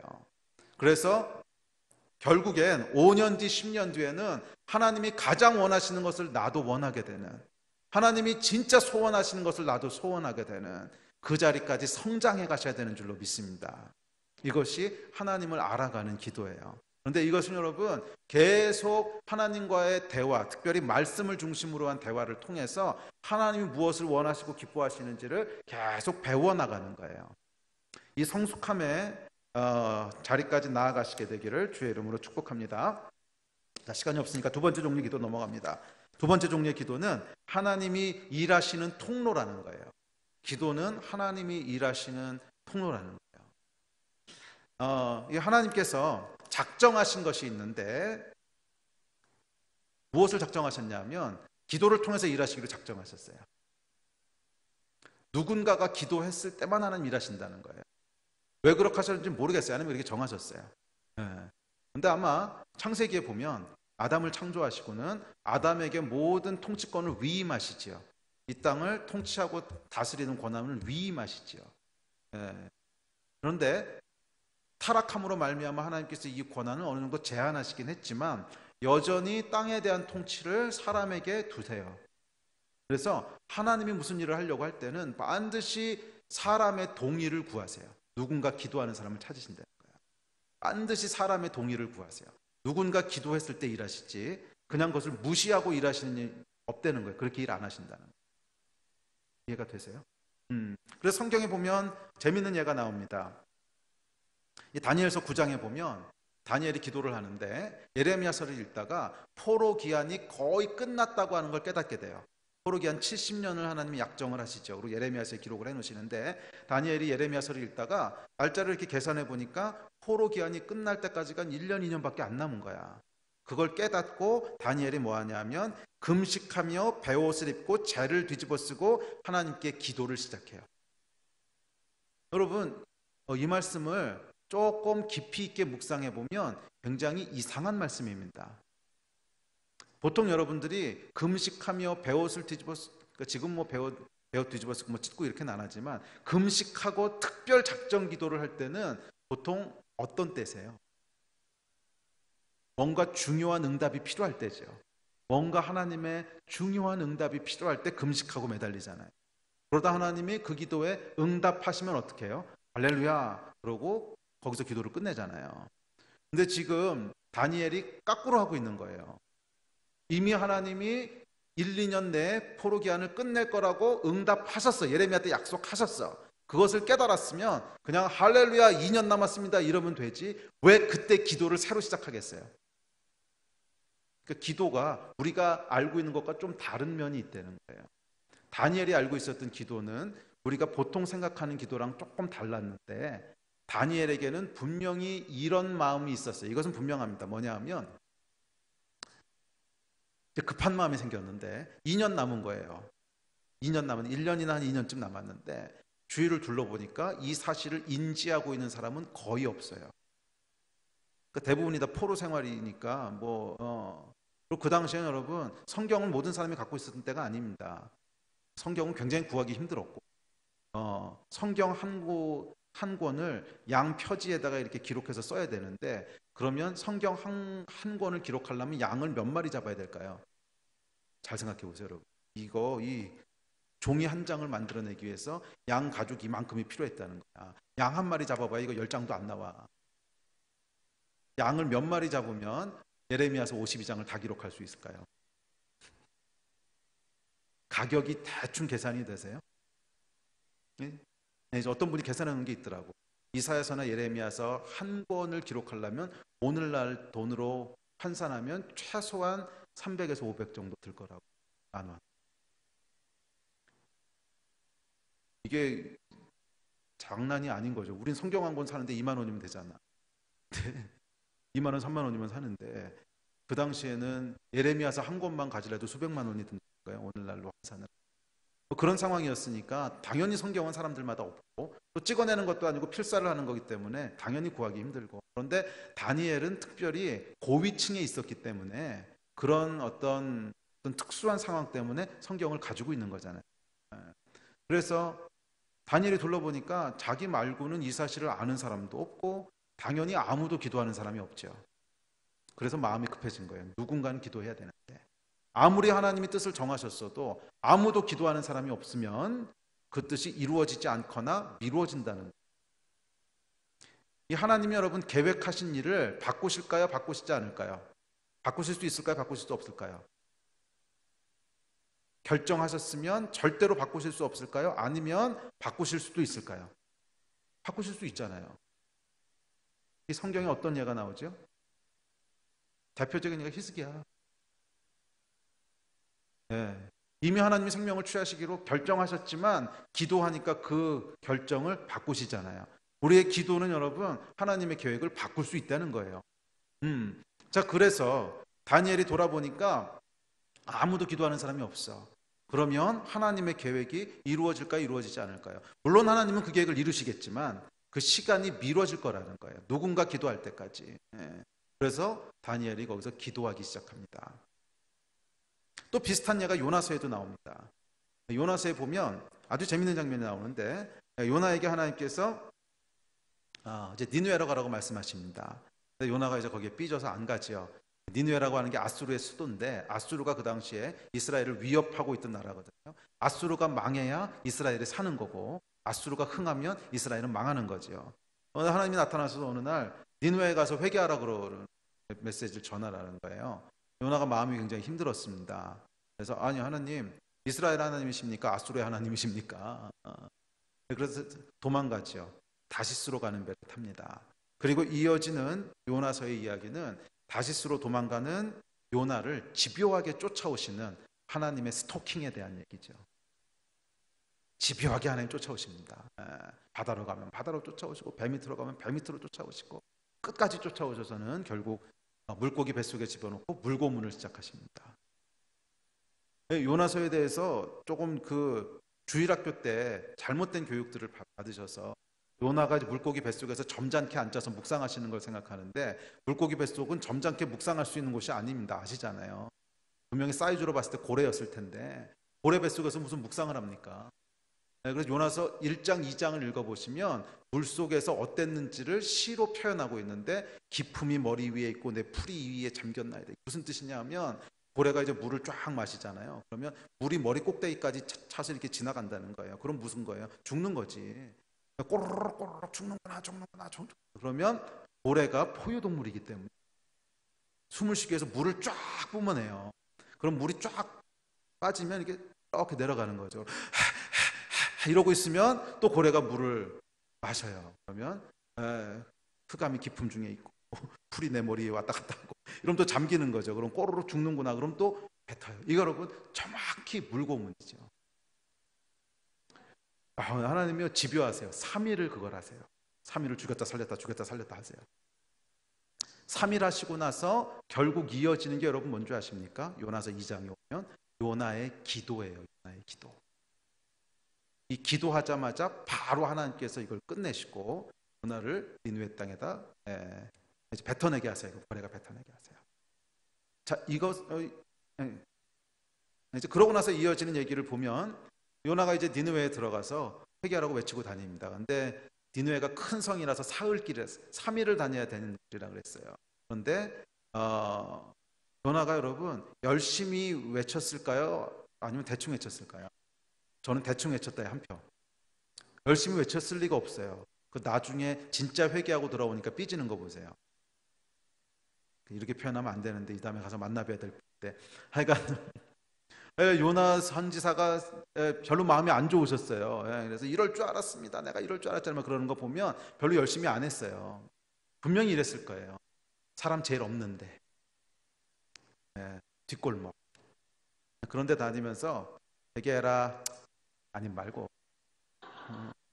회개해라 아이씨 아님 말고 분명히 그렇게 다녔을 거예요. 근데 참 놀라운 게 사흘길인데 하루도 안 돼서 왕부터 짐승까지 다 회개했다 그래서 금식하고 짐승이 금식하는 얘기는 여기 유일하게 나와요. 놀라운 하나님의 부흥의 역사가 일어났습니다. 이 이야기를 여러분 종합해보면 굉장히 중요한 메시지가 있어요. 하나님께서 한 민족을 구원하시고 한 민족 가운데 부흥을 일으키시는 것은 사실은 일도 아니라는 거야. 그냥 한 번 이렇게 하시면 그냥 순식간에 끝내실 수 있다는 거예요. 그런데 진짜 어려웠던 건 뭐예요? 기도할 사람을 찾는 거 아니겠어요? 기도할 사람을 찾는 거야. 요나의 시대가 아니었다면 조금 달랐을 수도 있어요. 요나한테 하나님이 기도하라 그러는데 요나가 안 해. 그러면 그래? 반도 그러면 김나 박나 뭐 아무나 찾으면 돼. 그런데 그 당시에는 그런 시대가 아닙니다. 선지자 말고는 성경도 물론 없고 선지자 말고는 하나님의 음성을 들을 수 없는 때였어요. 요나 말고 누가 있었겠냐? 요나 말고는 하나님의 선택이 없는 때였어요. 그래서 하나님이 집요하게 요나의 기도를 기다리십니다. 요나가 기도했을 때 바로 거기서 끝내세요. 그리고 부흥은 순식간에 일어났어요. 오늘날도 여러분 마찬가지라고 믿습니다. 하나님께서 일하시는 것은 우리의 소관이 아니에요. 하나님이 주권적으로 일하시는 거예요. 그리고 하나님께는 뭐 1000명이나 10,000명이나 한 나라나 10나라나 똑같아요. 그냥 하나님께서 딱 한 번 하시면 순식간에 변화시킬 수 있으세요. 믿으십니까? 네. 그런데 진짜 중요한 것은 그 일에 기도할 사람이 있느냐는 거야. 그 일에 동의할 사람이 있느냐는 거야. 하나님이 일하시려고 할 때 맞습니다 하나님 그 일은 행하셔야 될 일입니다. 하나님이 마땅히 행하셔야 될 일입니다. 함께 동의할 사람이 있느냐는 거예요. 이것이 여러분 중보기도의 진짜 의미예요. 중보기도는 하나님과 함께 이 땅의 일을 집행하는 일, 통로예요. 가장 영광스러운 직분인 줄 믿습니다. 아멘. 네. 그래서 우리가 기도할 때 하나님께서 우리의 기도를 사용하셔서 놀라운 하나님의 역사들을 행하시고 부흥을 일으키시는 줄 믿습니다. 특별히 한국에게는 여러분 기도가 더 중요합니다. 왜냐하면 한국 민족의 데스티니이기 때문에 그래요. 제가 처음에 이 얘기만 하고 이제 두 번째 강의 마칠 텐데 처음에 말씀드릴 때 개인뿐만이 아니라 나라와 민족도 데스티니가 있다 그랬죠. 그리고 데스티니의 특징은 뭐예요? 그 데스티니의 길로 들어섰을 때 하나님께서 돌파를 일으키신다는 거죠. 그것은 개인 얘기뿐만이 아니라 나라와 민족도 마찬가지입니다. 각 사람에게 하나님께서 은사를 주셨듯이 나라와 민족도 여러분 특별한 은사들이 있는 거 아십니까? 예를 들어서 출애굽기 15장에 보면 막 출애굽한 이스라엘 백성에게 하나님이 뭐라고 약속하시냐면 너희는 나의 제사장 나라가 되고 이렇게 말씀하세요. 제사장은 원래 개인의 기능이거든. 각 개개인이 하나님과 사람 사이를 연결하는 그것이 이제 제사장인데 한 나라를 향해서 너희가 국가적으로 제사장 나라가 될 거라는 거예요. 이것이 여러분 이스라엘의 데스티니였어요. 제사장 나라가 되는. 그래서 여러분 이스라엘의 역사를 보면 하나님과 사람 사이를 연결하는 일들을 계속 감당합니다. 신약과 구약이 이스라엘을 통해서 쓰여지고 메시아도 이스라엘을 통해서 오지요. 왜냐하면 그 나라가 국가적인 데스티니가 제사장 나라이기 때문에 그래요. 하나님과 사람 사이를 연결하는. 자, 이렇듯이 각 개인의 은사와 직분이 있듯이 나라와 민족도 여러분 은사와 직분이 있습니다. 제가 몇 년 전에 한 10년 된 얘기인 것 같은데 그 이스라엘에서 국제 컨퍼런스를 한번 참석한 적이 있었어요. 오늘 이스라엘 얘기를 많이 하겠어요. 이스라엘보다는 중동 쪽에 훨씬 많이 다니는데 그 이야기는 저녁 때 해드릴게요. 그 이스라엘에서 국제 컨퍼런스를 한 적이 있었는데 뭐 제가 한 건 아니고 미국 사람들이 주관한 건데 한 100 몇십 개국에서 이제 선교사들이나 사람들이 모여서 함께 기도하고 예배하는 모임 2주 동안 그 집회를 했는데 집회가 어떤 식으로 진행되냐면 각 시간마다 그 나라들이 할당돼 있어요. 예를 들면 2주를 하는데 첫 번째 수요일 날 오후 3시부터 4시까지는 한국이 맞습니다. 뭐 이런 식으로 돼 있는 거예요. 그러면 그때 한국에서 참석하신 분들이 앞에 나가서 뭐 예배도 인도하고 기도 제목도 나누고 그럼 이제 다른 사람들이 와가지고 기도도 해주고 다른 민족들 뭐 이렇게 진행되는 모임이었어요. 그런데 한 5천 명 정도 참석했는데 2주 동안 진행되다 보니까 아침부터 밤까지 5천 명이 다 참석하지는 않아요. 그러니까 체력도 안 되고 그러니까 사람들이 이렇게 돌아가면서 참석해요. 좀 쉬는 사람 쉬고 그다음에 참석할 사람들 참석하고 뭐 이렇게 하는데 아프리카 사람들이 예배를 인도하는 세션이 되잖아요. 그러면 5천 명이 다 와요. 설 데가 없어요. 왜 그러는가? 여러분 아프리카 사람들이 예배 인도하는 거 혹시 보셨어요? 저는 저희 선교사들이 아프리카에도 있기 때문에 아프리카 사람들이 예배하는 거 여러 번 봤거든요. 야, 그건 한번 보셔야 돼요. 진짜 아프리카 사람들이 예배할 때는 요즘은 많이 이제 서구화돼가지고 좀 달라지긴 했는데 진짜 아프리카 사람들이 예배할 때는요 예배 시간이 되면 이렇게 북 하나를 들고 이렇게 옵니다. 젬베라 그래서 북이 있거든요. 북 하나를 들고 와서 이제 딱 한 사람에서 이러면서 북을 치기 시작해요. 와, 그런데요 저도 이제 악기 다루는 거 참 좋아하거든요. 그래서 기타도 치고 베이스 기타도 치고 드럼도 좀 치고 그랬는데 근데 이 사람들이 치는 리듬은 한 번도 듣도 보도 못한 리듬인데 정말 이상한 리듬으로 쳐요. 근데 이거를 듣고 있으면 가만히 서 있을 수가 없어요. 몸이 그냥 움직여요. 이 사람들이 그러면서 춤추면서 노래를 부르기 시작하는데 이 온몸이 악기야. 이 노래도 하여간 얼마나 그 발성이 하여간 독특한지 그러면서 뭐 1시간, 2시간, 3시간 계속 춤추면서 노래를 하는데 이거는요 천국에 예배가 있으면 이렇겠구나 싶은 사람들이 이걸 아는 거예요. 그래서 아프리카 팀이 예배 인도합니다. 그러면 5천 명이 다 오는 거예요. 그래서 제가 감히 한 가지를 확신할 수 있게 됐어요. 이 다음에 천국에 올라가면 예배 때 어느 나라가 예배 인도를 할까? 그래요. 한국 예배 인도자들도 잘하긴 하는데 미안하지만 몇 수 꿀려요. 분명히 우리 아프리카 형제자매들이 예배 인도하고 있을 거예요. 이거는 예배를 위해서 태어난 민족이. 자, 이것도 여러분 어떤 민족적인 은사가 있다는 거예요. 이해가 되세요? 어떤 그 아프리카 형제자매들은 굉장히 음악과 예배에 대한 은사가 있어서 그렇고 또 제사장적인 은사가 있는 나라도 있고. 자, 그렇다면 한국의 데스티니는 뭘까요? 이거 제가 여러 교회 다니면서 여쭤보면 100% 똑같은 대답이 나옵니다. 기도요. 맞아요. 우리 민족은 기도에 좀 독특함이 있어요. 지금 이 시대는 이제 기도가 많이 죽었어요. 기도가 많이 죽어서 옛날 같은 그런 기도의 영성을 찾아보기가 참 어려운데 옛날의 기도는 여러분 대단했습니다. 한국같이 기도하는 민족은 없었어요. 이렇게 부르짖어 기도하는 민족 여러분 보신 적 있으세요? 오직 했으면 미국에서 통성기도를 뭐라 그러는 줄 아세요? 통성기도에 대한 공식 명칭이 코리안 스타일 프레어예요. 그래서 미국 교회 가면 그 뜨거운 오순절 교회 가잖아요. 그럼 미국 목사님들이 Let's pray in Korean style 그러면은 주여 주여 막 주여가 아니지 Lord Lord 막 이러면서 기도해요. 이게 한국의 기도에는 좀 독특한 게 있습니다. 이렇게 기도하는 민족은 정말 찾아보기 힘들었어요. 그래서 온갖 종류의 기도를 만들어내잖아요. 새벽기도, 수요기도, 산기도, 철야기도, 금식기도.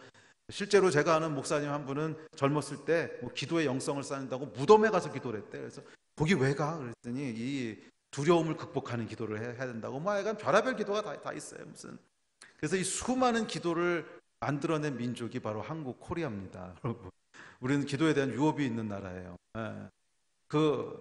제가 잘 아는 그 목사님 한 분이, 목사님이 아니세요. 집사님, 장로님 한 분이 정말 성실한 분이세요. 진짜 신실한 분이신데 그 집이 이제 시골에 있고 그 다음에 서울에서 일하시는 분인데 그 어머님이 아주 신실한 권사님이세요.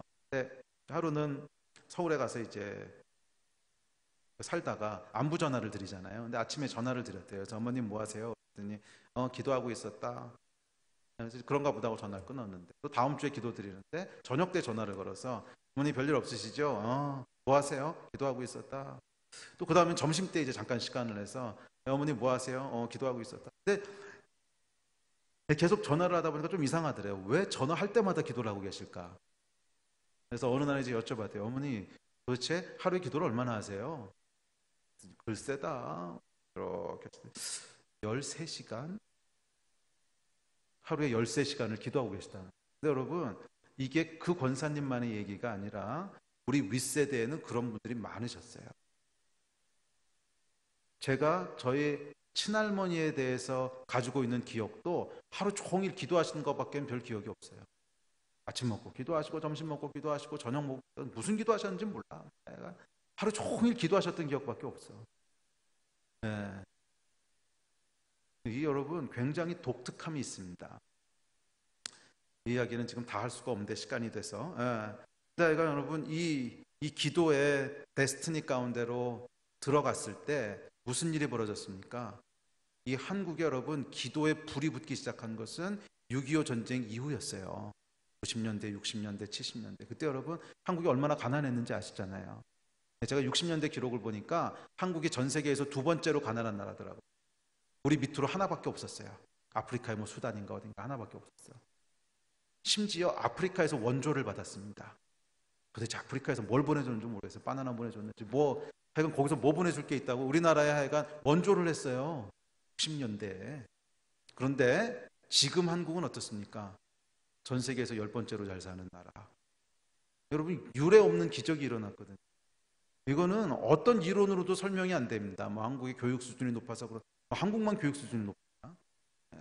원래 근면해서 그렇다. 사람들 다 비슷해요. 저기 베트남 사람들 얼마나 근면한데요.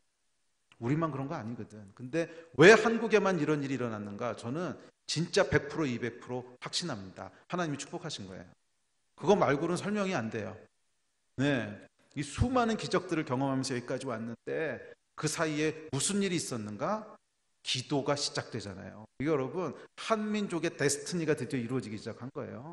수천 년 동안 이루어지지 않았던 이 한민족을 향한 하나님의 원래 태초부터 가지고 있던 계획이 드디어 실행되기 시작했을 때 그 앞에 하나님께서 돌파를 이루신 거예요. 길을 여시는 가난이라고 하는 장벽을 무너뜨리시고, 이 가난이라고 하는 것이 여러분 얼마나 높은 벽이었는지 생각해 보세요. 지금 뭐 젊은 분들은 잘 모르시겠지만 제가 초등학교 때면 저도 그렇게 나이가 많지 않거든요. 제가 지금 50 중반쯤 됐는데 제가 초등학교 때요. 저희 집이 잘 사는 집이었어요. 저희 아버님이 교수님이셨고 어머님은 약국하셨고 잘 사는 집이었는데 달걀 먹기가 힘들었어요. 달걀. 그래서 지금도 달걀만 보면요. 제가 사족을 못 먹었어요.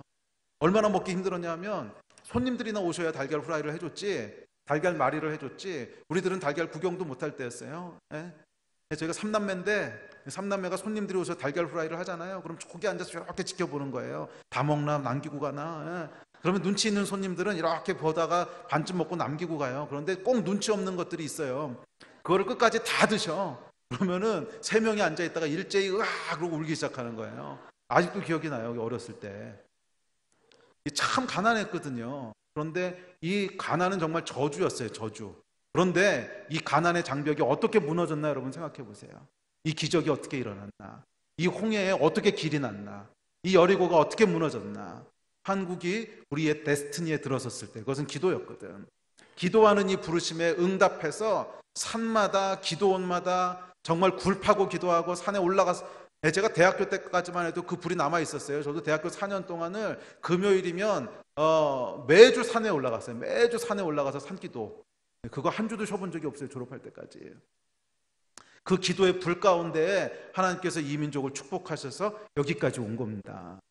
오늘 여러분 한국의 살 길은 명확합니다. 다시 기도하는 수밖에 없어요. 무슨 뭐 정치가 바뀐다고 사는 것도 아니고 경제가 바뀐다고 사는 것도 아니고 전략 전술 가지고 살아나는 것도 아닙니다. 한국이 살 길은 기도하는 수밖에 없어요. 왜냐하면 우리 민족의 부르심이기 때문에 그래요. 이 부르심에 한국의 교회가 응답하여서 기도하기 시작할 때 이 민족이 살아날 줄 믿습니다. 하나님이 기적을 행하셨던 일들을 다시 행하실 줄 믿습니다. 이 기도의 불이 여러분의 개인을 살리고 여러분의 가정을 살릴 뿐만 아니라 이 나라와 이 민족을 살리는 저는 유일한 열쇠라고 믿습니다. 교회들마다 기도의 불이 다시 일어나야 돼요. 이것은 어쩔 수 없어요. 왜냐하면 우리 한국 교회의 데스티니이기 때문에 어쩔 수가 없습니다. 미국 교회는 그렇지 않아도 괜찮아요. 미국 교회는 다른 부르심이 있을 거기 때문에 우리처럼 기도하지 않아도 충분히 하나님의 복을 누릴 수 있어요. 이스라엘 교회도 우리처럼 안 해도 돼요. 거긴 제사장 나라기 때문에 자기 역할 잘하면 돼. 그렇지만 한국은 부르심 자체가 중보하는 나라이기 때문에 왜 한국의 부르심이 중보인지 대해서 시간이 없어요. 저녁에 잠깐 이제 말씀드릴게요. 한국은 부르심 자체가 중보하는 나라이기 때문에 이 부르심에 응답하지 않은 한 절대로 부응할 수 없습니다. 우리 민족이 이 나라가 살 길은 다시 기도하는 수밖에 없어요. 아멘. 아멘. 우리 좀 기도합시다. 한 2, 3분만 좀 소리내서 기도합시다. 이게 한국한테 주신 유업이잖아요. 주여 삼창. 저 너무 좋아합니다. 주여 삼창. 저희 교회는 젊은 사람이 굉장히 많습니다. 여러분 교회도 굉장히 젊은 분들이 많은데요. 저희가 아마 평균 연령은 더 어릴 거예요. 저희는 교인의 70%가 29살 아래입니다. 29살 아래. 그러니까 진짜 애들이 모여 있는 교회. 물론 어른들 좀 계시지만. 근데 저희는 기도할 때요. 항상 우리 어른들이 기도했듯이 기도합니다. 그냥 주여 3번 부르짖고 주여 부르짖고. 그러고 기도하는 거예요. 왜? 그게 우리가 살 길이라고 믿기 때문에 그래요. 우리 다시 한번 좀 소리내서 여러분 기도해 보지 않으시겠어요? 주여 삼창, 이거는 한국에만 있어요. 전 세계 어디 가봐도 주여 삼창이란 용어도 없어. 주여 삼창은 한국에만 있어. 저는 이게 얼마나 좋고 자랑스러운 줄 몰라요. 주의 이름을 부르는 자는 구원을 얻을 거라 그랬거든. 아멘. 우리 주여 3번 같이 좀 힘있게 부르짖으시고 이 나라 가운데 한국 교회 가운데 다시 한번 기도의 불을 주십시오. 다시 한번 기도의 불을 주십시오. 30년 전 40년 전 이 땅을 새롭게 하고 구원하였던 하나님, 그 기도의 불이 다시 한번 이 교회 가운데 붙게 하여 주십시오. 그 마음 가지고 우리 주여 3번 부르시고 합심해서 기도의 불을 달라고 기도하시겠습니다. 주여 주여 주여. 하나님, 우리 가운데 다시 한번 기도의 불을 붙여주십시오. 주님, 이곳 가운데 하나님, 우리 믿음의 선배들이 기도했던 것 같이 하나님, 기도하는 불이 다시 한번 임하게 하여 주시고 교회마다 기도원마다 산마다 하나님 다시 한번 기도의 불이 붙게 하여 주십시오. 이 나라와 이 민족을 살리는 하나님 기도의 불이 다시 한번 일어나게 하여 주십시오. 하나님, 이 땅 가운데 하나님 기도의 소리들이 끊이지 말게 하여 주시고 다시 한번 하나님 앞에 부르짖었던 하나님 그 기도의 영성들이 하나님 기도의 소리들이 다시 한번 회복되게 하여 주십시오. 하나님, 기도원마다 교회마다 하나님 기도의 불들이 회복되게 하여 주십시오. 하나님, 기도의 불들이 다시 한번 회복되게 하여 주십시오. 이 나라와 이 민족을 살리는 하나님 기도의 불이 다시 한번 일어나게 하여 주십시오. 하나님, 우리가 다시 한번 손을 들고 기도하오니 하나님, 우리가 다시 한번 소리 높여 기도하오니 이 땅 가운데 이 교회 가운데 민족을 살리며 하나님 나라를 살리는 기도의 불이 다시 한번 일어나게 하여 주십시오. 하나님, 기도하는 교회가 나라와 민족을 살리는 줄 믿사오니 하나님, 이 땅 가운데 나라와 민족을 살리는 기도하는 운동들이 다시 한번 일어나게 하여 주십시오. 하나님,